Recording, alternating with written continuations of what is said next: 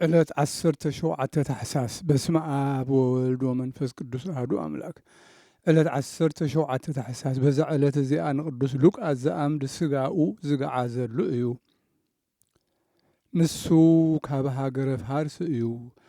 ኣብ 100 ሰራዊት ሓለቓ ነበረ። ካብኡ ሽሞቱ ሓዲጉ ኣልባስ ምንኩስና ለበሰ።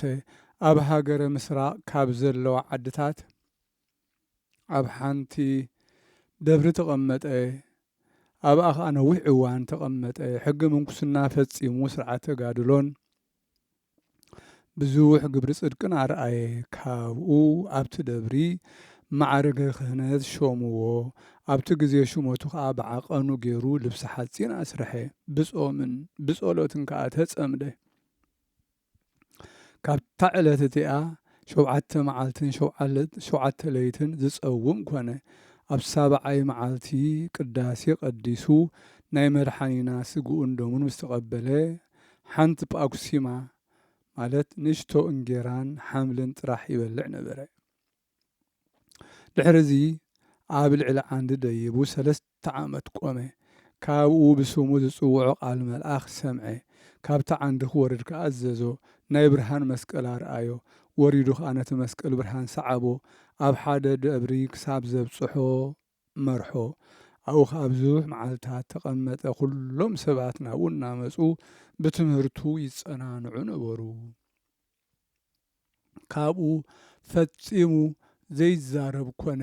ምስ ሰብ ከይዛረብ ኢሉ ኣብ ኣፉ እምኒ ኣንበረ። ጐይታ ከዓ ናብ ወሰን ሃገር ቁስጥንጥንያ ክኸይድ ኣዘዞ። ናብኣ ቀረባ ናብ ዝኾነት ናብ ሓንቲ ግራት ከዓ በጽሐ። ኣብኣ ኣብ ሓደ ዓንዲ ደይቡ ፍጹም ገድሊ እናተጋደለ 15 ዓመት ገበረ። እግዚኣብሔር ከዓ ጸጋ ትንቢት ሃቦ። ተኣምራትን መንክራትን ገበረ። ናብኡ ዝመፁ ዝነበሩ ኩሎም ሕሙማት ከዓ ይሕውዮም ነበረ። እግዚኣብሔር ድማ ካብ ድኻም እዚ ዓለም ከዕርፎ ምስ ደለየ ብ15 ታሕሳስ ነፍሱ ተቐበለ። እቲ ዝለኣኾ ዝነበረ ከዓ ኸይዱ ንሊቃነ ጳጳሳትን ንካህናትን ብዛዕባ ዕረፍቱ ነገሮም። ሽዑ ሊቃነ ጳጳሳትን ካህናትን ተንሲኦም ማዕጠንታትን መሳቕልን ሒዞም ኣብ ሰፈሩ በጽሑ። ኣብ ልዕሊ ስጋኡ ጸልዮም ተሸኪሞም ናብ ሃገር ቁስጥንጥንያ ወሰድዎ። ካብቲ ዝዓረፈሉ ኣብ 3ይ መዓልቲ ብ17 ታሕሳስ ኣብጽሕዎ። ኣብ ቤተ መቕደስ ኣቐሚጦም ናይ 3ይ መዓልቲ ጸሎት ፈጸሙሉ። እቶም ዝተኣከቡ ኩሎም ካብቲ ስጋኡ ተባረኹ። ካብኡ ነቲ ስጋኡ ቅድሚኡ ዝነበሩ ስጋ ቅዱሳን ናብ ዘለዎ ሳንዱቕ ኣእተውዎ። እግዚኣብሔር ከዓ ካብ ስጋኡ ብዙሕ ጠቕሚ ዘለዎ ተኣምራትን መንክራትን ገለጸ። ብእምነት ናብኡ ንዝመፁ ንኹሎም ሕሙማት ይሕውዮም ነበረ። በረኸቱ ምሳና ይኹን ዘለዓለም ዓለም ኣሜን። ሰላም እብ ለፍልሰተ ሥጋከ እበያ በስብሃት ወሃሌሉያ። ሉቃስ ዘአምድ ቢጸ ሉቃስ ሐዋርያ ለነፍስየ ስርይ ኃጢአታ ውህድ ጌጋያ እስመ ፈውሰ ሕማም ወደውዬ የአምር ኬንያ።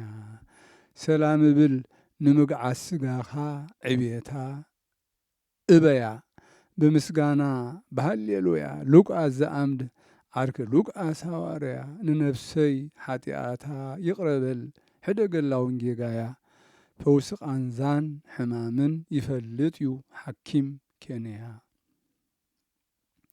በዛ ዕለት እዚኣ መዘከርታ ቅዱሳን ሰማዕታት አውስርያኖስ፣ አውስትዮስ፣ ሱርያና፣ ማርቆስ፣ ብርጠሊኤል፣ ናትናኤል ጻማዊ መነኮስ እያ።